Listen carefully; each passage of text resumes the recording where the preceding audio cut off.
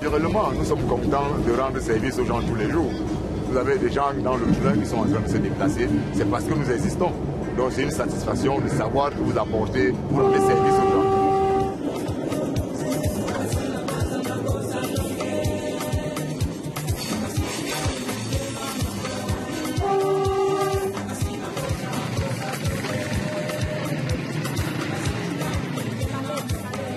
Et si nous prenions un billet de train pour le Cameroun?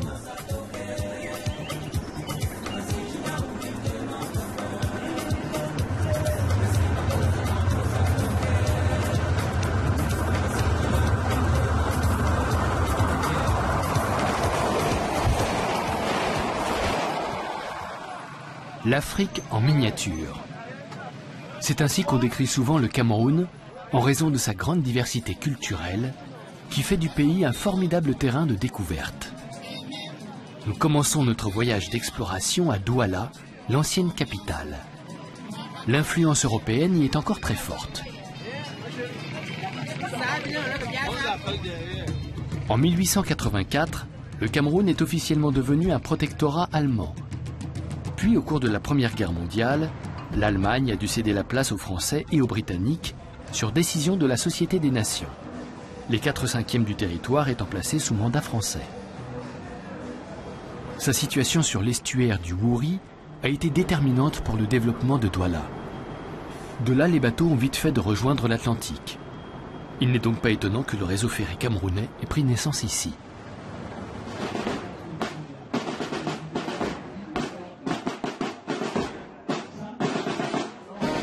Tout près du port, le 8 mars, les femmes donnent le ton.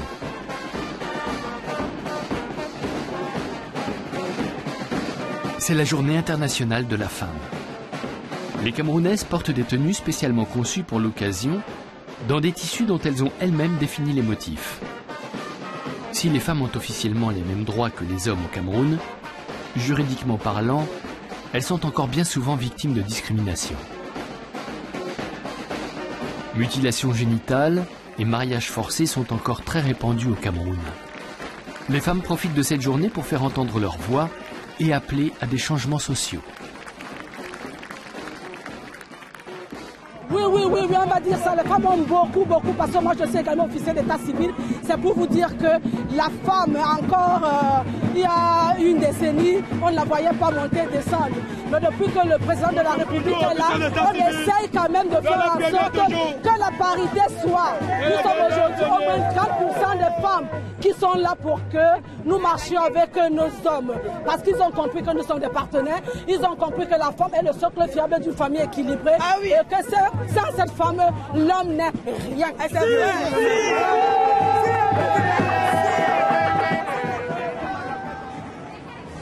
D'ici à ce que cela soit bien ancré dans la tête de tous les Camerounais, les femmes vont devoir prendre leur mal en patience et continuer à jouer prioritairement leur rôle de mère et d'épouse.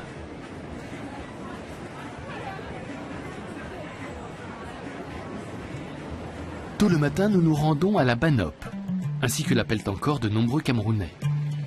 Banop est une déformation du mot allemand Bahnhof, la gare. En effet, celle-ci est née sous le protectorat allemand, comme l'ensemble du réseau de chemin de fer camerounais.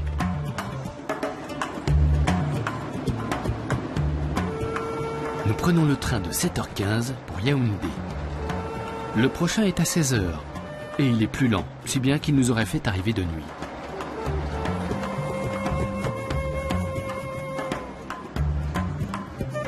Nous n'avons pas de mal à trouver des places assises car la plupart des passagers montent plus loin.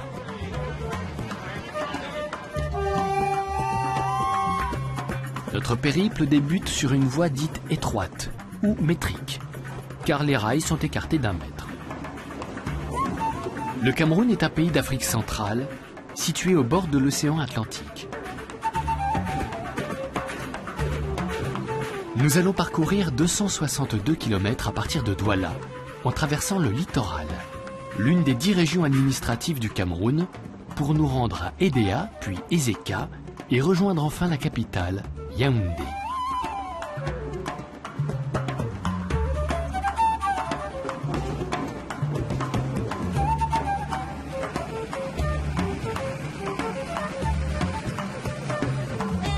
C'est seulement en 1908 que les Allemands ont lancé les travaux de construction du réseau ferroviaire dans leur plus grande colonie. Pour rattraper le temps perdu, ils ordonnaient aux ouvriers de travailler à toute vapeur. Donc, disons que le chemin de fer Douala-Yaoundé fait partie d'un grand projet, de ce qu'on appelait les chemins de fer colonial allemands. Le projet était divisé en deux. La ligne du nord qui parlait de Douala, sur Konsama jusqu'à Tangaoundé, était prévue jusqu'à Kochak, et la ligne du centre, c'était ligne qui est censée aller jusqu'à Mouloumou, et jusqu'au Tanganyika. La ligne du centre, ou Mittelbahn, devait favoriser le développement économique du Cameroun.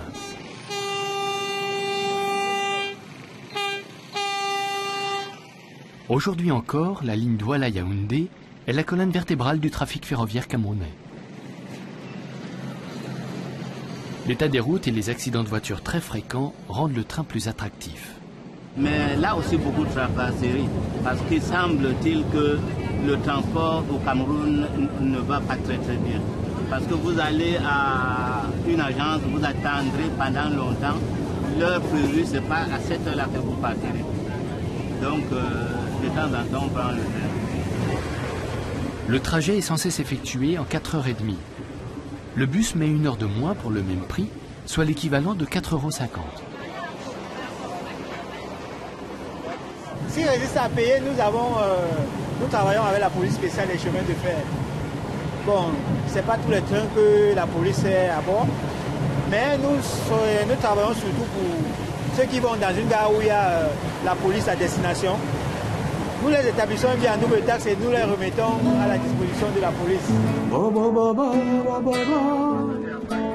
Après tout, 4,50 €, ce n'est pas si cher payé, surtout quand on a la chance de voyager au son du makossa, musique traditionnelle camerounaise.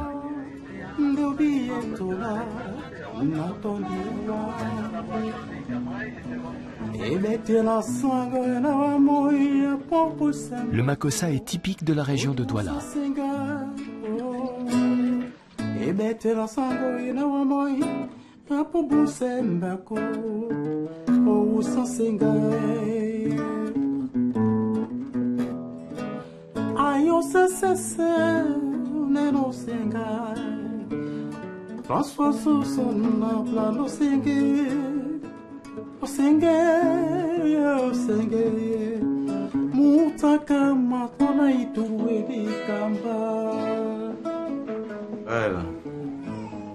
Tout ce que je peux dire à propos de Makossa, c'est un rapport avec le train, c'est les voyages que les musiciens faisaient. Les voyages que les musiciens faisaient, partant de Douala vers Konsamba, partant de Douala vers Yaoundé, pour aller animer certaines fêtes. Et dans le train, ils répétaient, ils jouaient, ils s'entraînaient dans le train. Donc parfois ils descendaient à la gare avec la chanson à la bouche. Donc voilà comment le makossa s'est baladé. Au son du makossa, les femmes dansent en décrivant des cercles avec le bassin.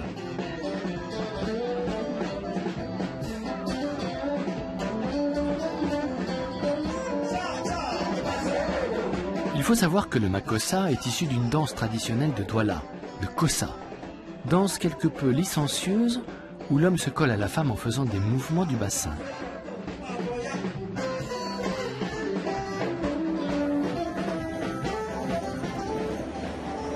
Le makossa a donc été répandu dans tout le pays grâce au train. Les chemins de fer camerounais sont aujourd'hui gérés par Camrail.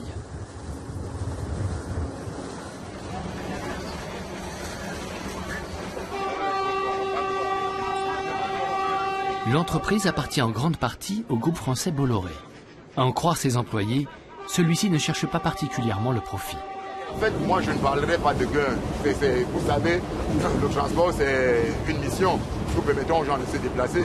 Bon, maintenant, les marchandises, nous permettons aux marchandises aussi de se déplacer. Donc, en termes de gain, ce qui est vrai, c'est que le transport marchandise rapporte gros que le transport voyageur. Vieille de plus d'un siècle, cette voie unique a été construite à l'origine pour le transport des marchandises. Aujourd'hui, du fait du volume grandissant des marchandises qui transitent par le port de Douala, elle ne suffit plus à assurer la totalité du trafic. Une grande partie de celui-ci s'effectue donc par camion via la route nationale numéro 3. Une route express que l'affluence de poids lourds rend très dangereuse et que les gens des environs ont donc soin d'éviter, surtout la nuit. Les camions ne freinent qu'à la station de pesage de Dibamba, où 25 000 véhicules sont pesés tous les mois. En réalité, la fonction du poste de pesage de Dibamba est de réduire au maximum les cas de surcharge. Sa fonction, on ne parlera pas d'une fonction économique. Économique, oui, parce que cela permet de protéger au maximum notre patrimoine routier. Parce que si nous laissons les véhicules avec un taux de surcharge très élevé prendre nos axes routiers, et puis très tôt ces axes routiers vont se détériorer. Le Cameroun est un important pays de transit pour des États comme le Tchad. 40% des marchandises sont acheminées en train jusqu'à Ngaoundéré, dans le nord du pays. Plus vite et moins cher. Pour le transport routier, un conteneur de 40 pieds, ça vaut à peu près 64 francs la tonne kilométrique.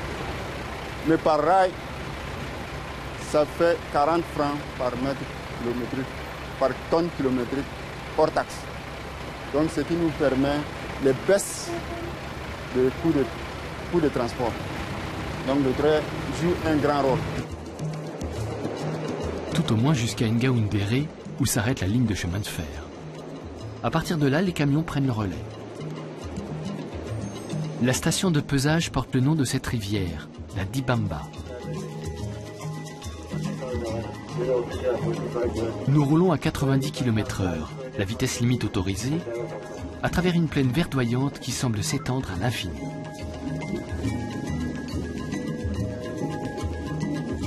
Les trains assurent une fonction sociale. Pourtant, c'est beaucoup plus pour les populations. Parce que comme vous voyez, nous traversons la forêt, nous désenclavons les populations, nous permettons aux populations déjà de se mouvoir. En raison de cette fonction sociale, les chemins de fer sont subventionnés par l'État qui leur dicte sa politique de prix en matière de transport des voyageurs.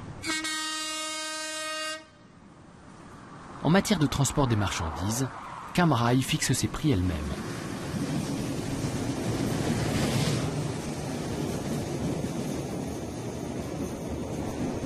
Nous prions pour la chasse, pour l'entrée à la chasse. Éternel notre Dieu, notre Père, toi qui es Dieu et qui connais toutes choses, nous te prions. Afin que toi qui es Dieu, que tu bénisses ces chasses et que tu sois au contrôle et que tu nous protèges de toute attaque de serpents, de toute attaque d'ennemis et que tu nous gardes contre toute attaque, mon Dieu, des serpents venimeux et que tu prends la première place en ces chasses et tu bénis ces chasses. Père tendre et secourable, viens donc, règne et domine. Prends la première place au nom puissant de Jésus-Christ. Amen. Nous accompagnons David et ses amis à la chasse.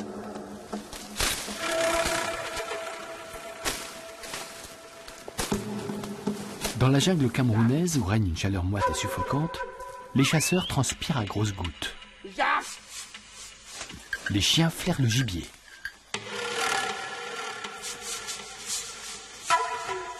Aujourd'hui, David vit de la chasse. Avant, il était chauffeur. Mais cette activité ne lui permettait pas de nourrir sa famille et d'envoyer ses 4 enfants à l'école. Avec la chasse, il gagne davantage. J'ai les pièges comme ça à 17. Quand j'arrive maintenant, je vois les pistes. Je tends d'abord, même 16. J'arrête un comme réserve. Quand les chiens attaquent maintenant, quand il est en train de jongler, il passe, il meurt sur le piège. Je retire, je mets dans le sac. Présenté comme ça n'a pas l'air sorcier, Mais chasser dans ces contrées requiert une grande expérience et beaucoup de patience. Certains jours, David rentre bredouille. Aujourd'hui est toutefois un jour de chance. Il a attrapé un holacaude, ou rat des roseaux. Je vous ai fait comprendre que par la grâce de Dieu, on aura même un gibier. Et on a eu plus de 2. Voilà, les chiens ne viennent pas parce qu'ils sont derrière le mal. Le mal de ceux-ci. Les chiens, si on devait continuer à la fin, on devait l'arrêter. Le rat des roseaux est une peste pour les cultures. C'est également un gibier très convoité. Chaque animal rapporte 25 € à David. Une somme non négligeable si l'on considère que le salaire minimum est de 43 € par mois au Cameroun. Notons qu'il est interdit de transporter de la viande de brousse en train.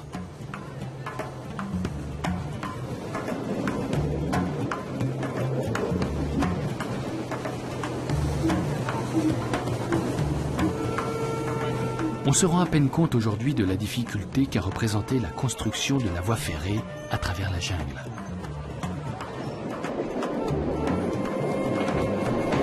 Plusieurs ponts ont dû être construits, et notamment celui-ci qui enjambe la Sanaga.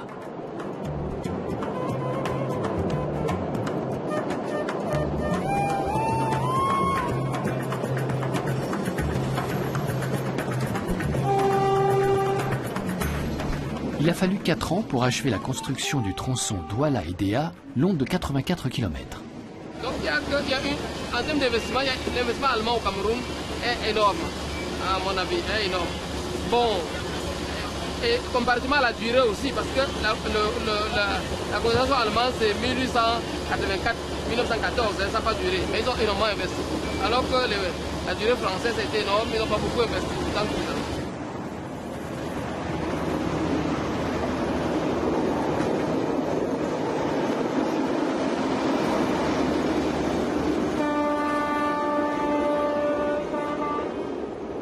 Le vestige le plus impressionnant de l'histoire coloniale allemande au Cameroun est un pont.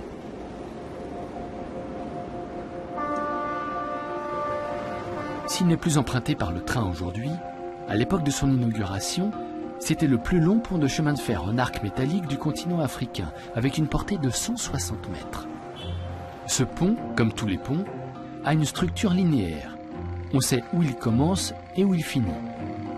Aussi est-il utilisé par le projet artistique intitulé « Pont culturel, les flâneurs d'Edea ». Ce projet est soutenu par le Goethe-Institut, qui oppose la linéarité du pont à la confusion des Camerounais, lesquels cherchent leur chemin tels des piétons désorientés. Il est également le symbole d'une longévité et d'une solidité de relation entre le Cameroun et l'Allemagne. Donc c'est la relation entre le Cameroun et l'Allemagne qui, pour l'Institut Goethe, est symbolisée par ce pont. Ce pont qui devient le pont culturel de rencontre entre deux cultures.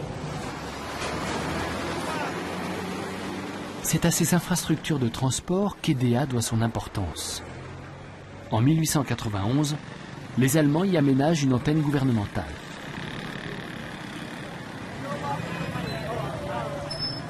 Avant la construction de la voie ferrée, Edea, de par sa position continentale, était la dernière ville accessible en bateau depuis Douala. Le pont colonial sur la Sanaga, érigé en pont culturel, se veut aujourd'hui, comme nous l'avons vu, le symbole du dialogue interculturel entre le Cameroun et l'Allemagne.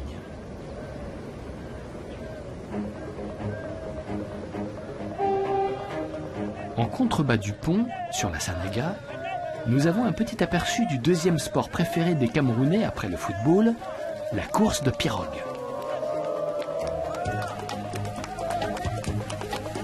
Autrefois, les pirogues étaient un moyen de locomotion important au Cameroun.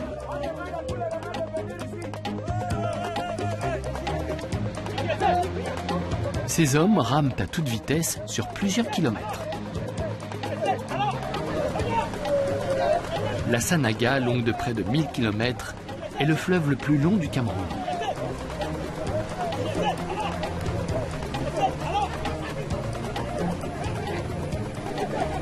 C'est une tradition culturelle respectée pour nous. Parce que c'est de là, c'est ça qui est notre culture, c'est ça qui est notre patrimoine. Vous savez que c'est à base de l'eau qu'il y a l'économie dans le mondial. Alors c'est la pirogue qui est un outil sacré chez les Olorompo et pour nous la coutumière des Olorompo. Donc nous ne nous amusons pas avec ça. Il y a 1000 raisons pour traverser Edea et une bonne raison de s'y arrêter. Ce dicton fait référence à la fonction de transit d'Edea.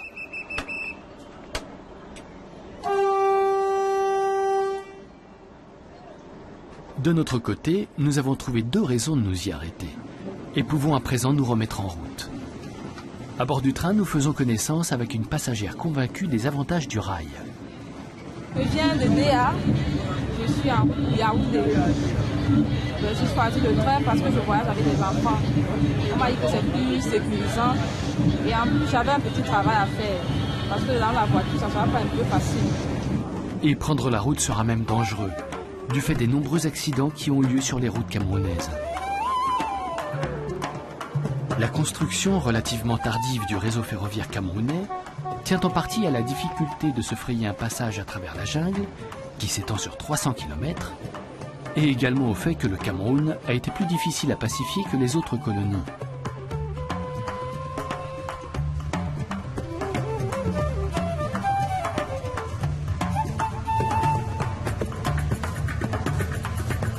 La chaleur, l'humidité, une longue saison des pluies et des complications en matière de ravitaillement des ouvriers ont contribué à retarder la réalisation du projet ferroviaire. Avant la construction des chemins de fer, le transport des marchandises s'effectuait à dos d'homme.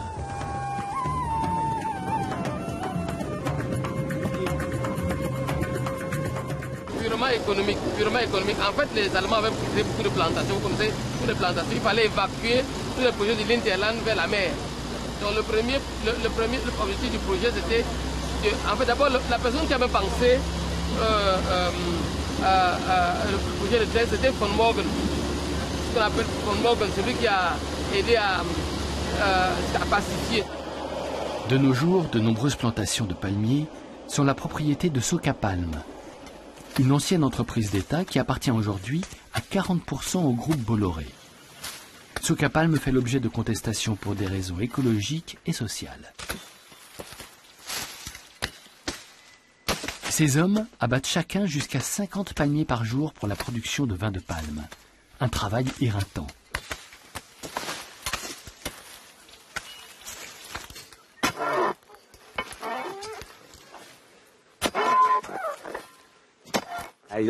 Je n'ai pas de mauvaises intentions envers quiconque, parce que je suis occupé. Si vous me regardez, vous verrez que je fais quelque chose de mes 2 mains. Et quand on fait quelque chose d'utile pour soi-même, on éprouve une certaine satisfaction. Lorenz travaille ici depuis 18 ans et gagne l'équivalent de 130 € par mois, soit le triple du salaire minimum.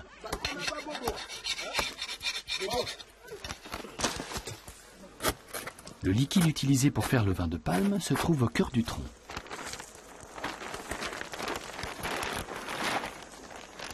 Le jus de palme coule dans le sac en plastique. Dès que le liquide vire au blanc, on parle de vin de palme. Au début, il n'est pas encore alcoolisé. Selon la tradition africaine, on doit servir du vin de palme quand les gens se marient. On peut aussi boire du whisky ou n'importe quelle autre boisson alcoolisée, mais il faut qu'il y ait du vin de palme pour que le mariage soit validé, selon la tradition africaine et camerounaise en particulier.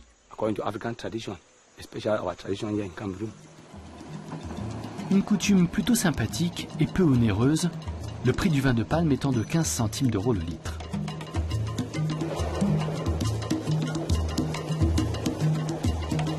Nous nous approchons maintenant d'Ezeka. Nous avons déjà parcouru 170 km en nous élevant de 230 mètres, quasiment sans nous en apercevoir.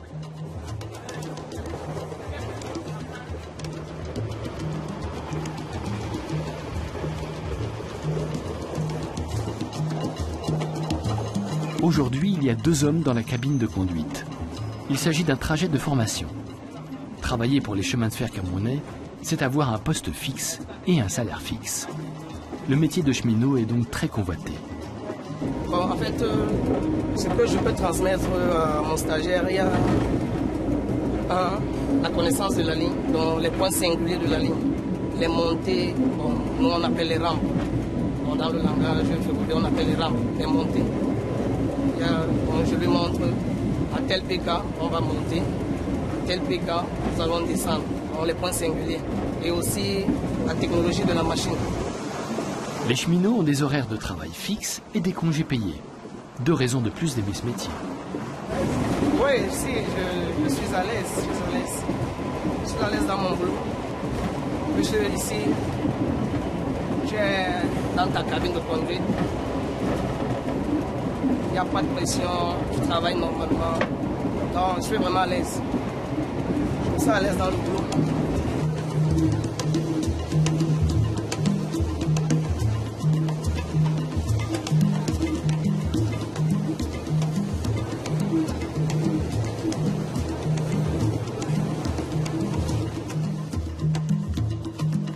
Il faut néanmoins rappeler que pour construire le réseau ferré, les Allemands ont exploité les Camerounais en les traitant comme des esclaves et en les faisant travailler dans des conditions inhumaines.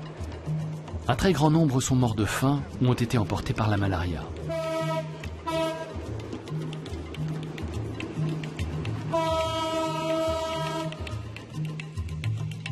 Donc la maladie a décimé plus que le travail forcé même. Donc tout ça a créé un choc terrible. Vous avez le mot comme on appelle Jokmassi. Je ne sais pas ton Jokmassi, c'est-à-dire que je ne sais pas ton moins cher. C'est-à-dire que oui, c'est dans la mémoire collective, c'est resté pour nous le lieu de la mort. Et le train et la mort vont ensemble. Nyok-Massi désigne les esclaves de Nyok. Nyok étant le point le plus éloigné de la construction allemande, la dernière gare où s'arrêtait le train avant la guerre de 14-18, quand la ligne ne faisait encore que 181 km. Mais pour les Camerounais, c'était surtout le chantier de la mort. Peu de gens se souviennent encore que ce bâtiment était à l'origine une gare.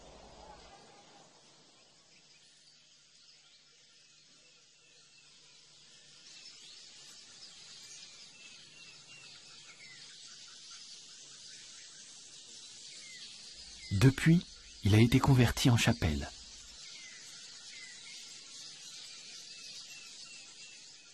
Voyez, il y a un passage dans la Bible où David dit à Dieu,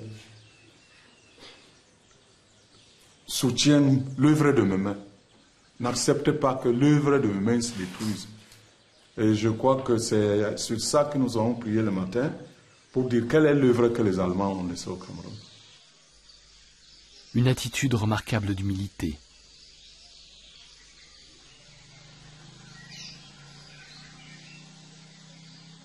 Là où il n'y a plus de traces de blessures, mais quelque chose pour l'Afrique de demain. Parce que nous croyons que l'Afrique, c'est le continent de l'avenir.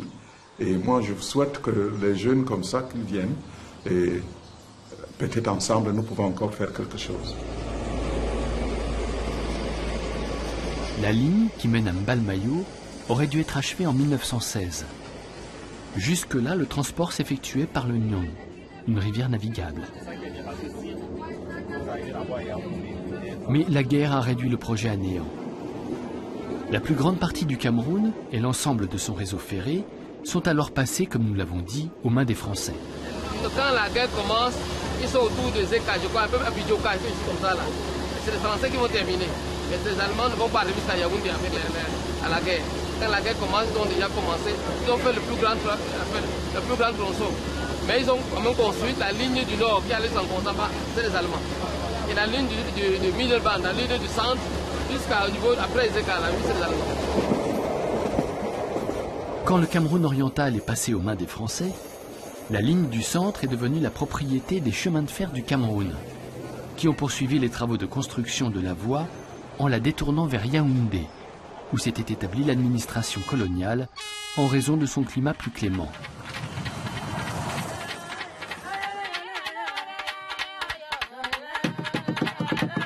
Nous rendons brièvement visite à une tribu de pygmées. Ce sont probablement les plus anciens habitants des forêts tropicales d'Afrique.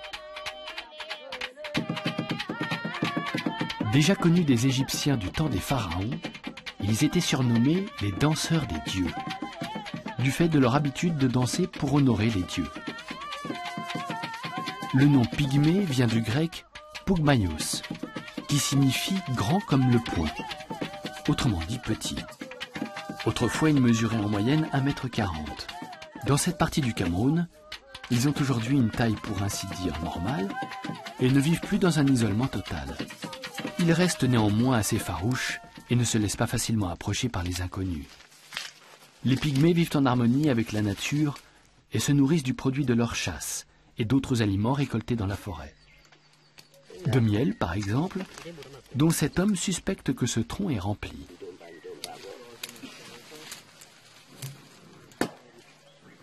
Il le fend à l'aide d'une machette.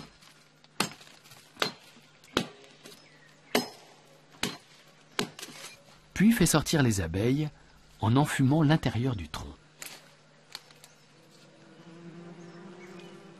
Pour savoir où il y a du miel, je me promène le soir entre 18 et 19 heures à travers la forêt, quand elle est silencieuse.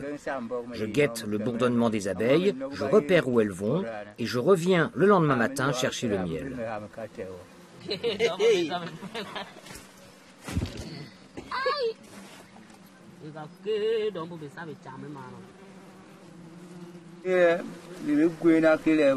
Nos parents procédaient déjà comme ça. Dès que nous sommes dans la forêt, nous nous installons dans un endroit calme où nous voyons les abeilles aller et venir. Et nous guettons leur bourdonnement. C'est quelque chose d'inné chez nous.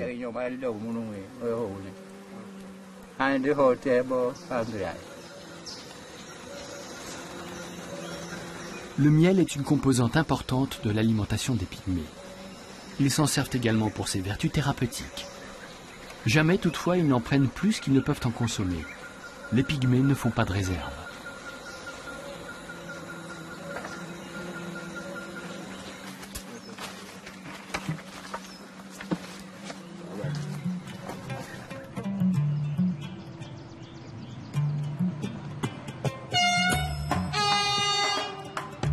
Nous reprenons notre voyage. Nous sommes maintenant sur un tronçon de voie qui a été restauré dans la deuxième moitié des années 70, grâce notamment à l'aide de la Kreditanstalt für Wiederaufbau, l'établissement de crédit pour la reconstruction, une institution allemande de droit public. Le train peut donc rouler un peu plus vite. De 9 h, on est passé à 6 h 30. Peut-être cette aide est-elle à comprendre comme une tentative de réparation eu égard au calvaire imposé à l'époque aux constructeurs de la voie ferrée. Enfin, il ne faut tout de même pas croire que la durée du trajet soit toujours parfaitement respectée. Les choses n'ont pas changé depuis un siècle. Plus on s'éloigne de Douala, moins les horaires sont respectés.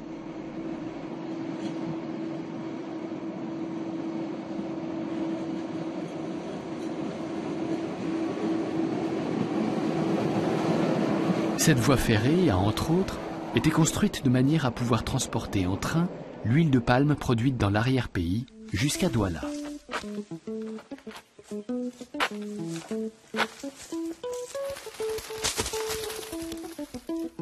Au milieu du 19e siècle, l'huile de palme était celui des produits camerounais qui s'exportait le plus en Europe. Sa production est restée inchangée. Une semaine après la récolte, on procède à l'égrappage des régimes. Puis on met les fruits dans des fûts en ferraille avec 45 litres d'eau.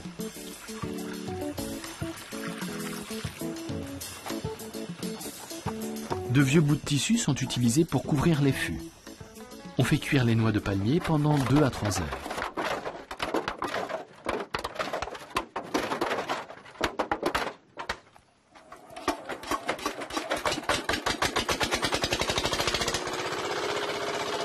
Puis on les presse avant de les remettre à cuire. On peut récolter les fruits du palmier à huile 6 mois par an. Le litre d'huile de palme coûte environ 50 centimes d'euros en pleine saison et jusqu'à 75 centimes hors saison.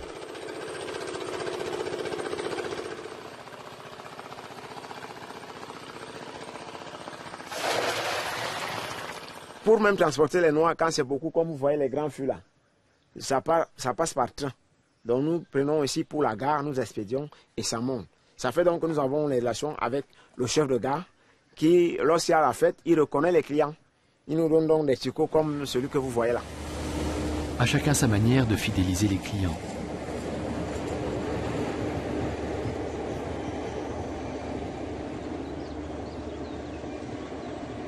Difficile de le montrer à travers nos images, mais le climat camerounais est presque insupportable pour les Européens. La température avoisine souvent les 35 degrés et surtout l'air est extrêmement humide, ce qui rend la chaleur étouffante.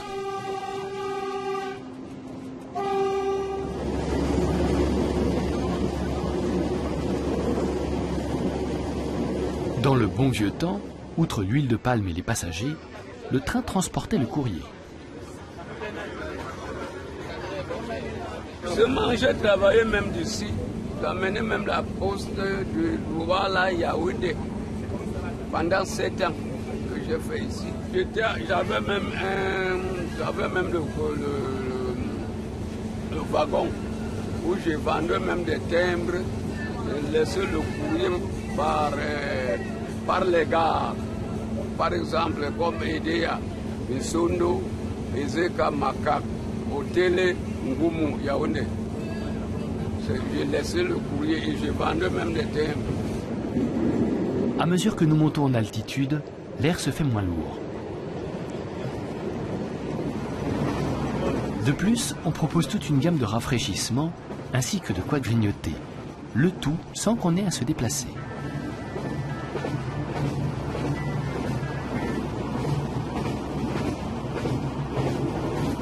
En revanche, si l'on préfère goûter à des spécialités locales, il faut descendre du train.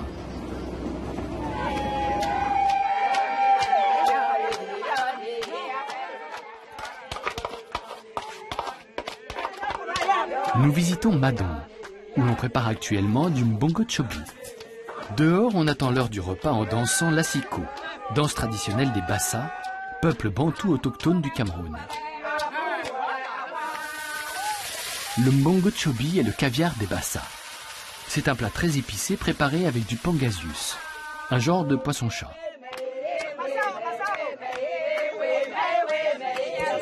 Le mbongo est une épice typiquement camerounaise et l'une des 5 épices qui relèvent la sauce onctueuse du mbongo chobi. Manifestement, les bouillons cubes sont utilisés jusque dans la cuisine traditionnelle camerounaise. C'est une tradition, mais d'autres le font pour la fête. D'autres, c'est coutumière. Oui. Donc, ça dépend du choix de tout un chacun. Comme celle que je suis en train de préparer là. Ça, c'est aux environs de 4500, 5000. Même 10 personnes peuvent manger ça.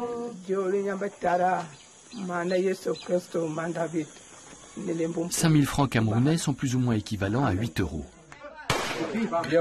Ce plat revient donc à environ 75 centimes d'euros par personne. Au Cameroun, c'est beaucoup. Bon appétit.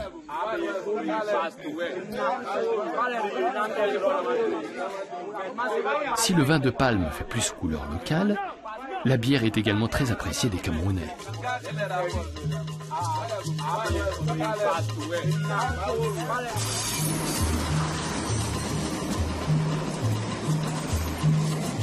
Nous parcourons à présent les derniers kilomètres qui nous séparent encore de Yaoundé. Un libraire ambulant voyage avec nous.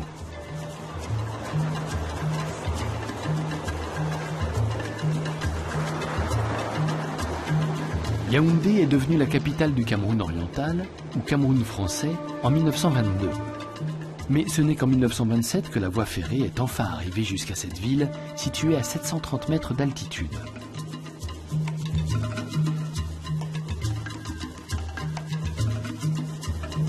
Aujourd'hui, Yaoundé compte 1,3 million d'habitants et il y a 2 trains par jour pour Douala. Naturellement, nous sommes contents de rendre service aux gens tous les jours. Vous avez des gens dans le train qui sont en train de se déplacer, c'est parce que nous existons. Donc c'est une satisfaction de savoir que vous apportez, vous rendez service aux gens. La plupart des Camerounais se déplacent néanmoins en bus. Il faut dire que les trains ne sont pas fréquents et le réseau ne comporte que 3 lignes. Yaoundé a été construite en 1889 par les Allemands en tant que poste scientifique. La ville servait également de base pour le commerce de l'ivoire.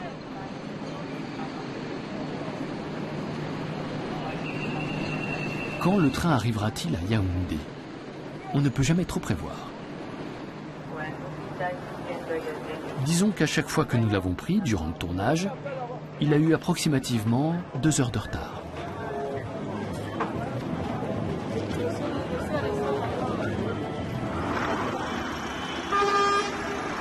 Ici aussi, le trafic routier est insupportable. Un vrai chaos. Une situation typique de l'Afrique moderne, entre héritage colonial et modernité. 70% des Camerounais sont chrétiens. Cela remonte à la fin du XIXe siècle et aux missions des pères pallottins, des prêtres catholiques allemands, qui ont fait du Cameroun un vicariat apostolique en 1905, sous la houlette de Monseigneur Heinrich Fitter. Ce dernier a fait construire la première église du pays l'année suivante. Menacée de tomber en ruine, elle a été remplacée par cette basilique à la fin des années 80.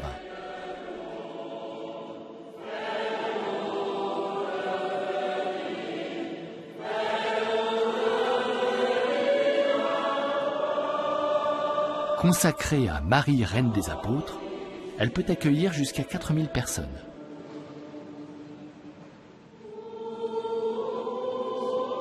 L'évangélisation du Cameroun s'est donc faite à partir de la colline de Mvolié à Yaoundé, où se réunissent tous les groupes ethniques et religieux du pays.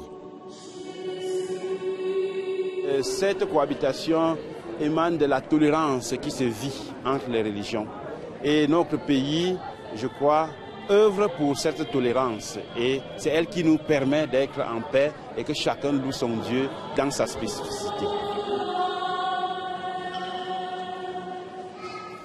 Cette tolérance face à la diversité se retrouve dans la structure même de la basilique, construite avec des matériaux venus des 4 coins du Cameroun. Cette maison de Dieu est donc une sorte de Cameroun en miniature au sein de ce pays qui est lui-même une Afrique en miniature.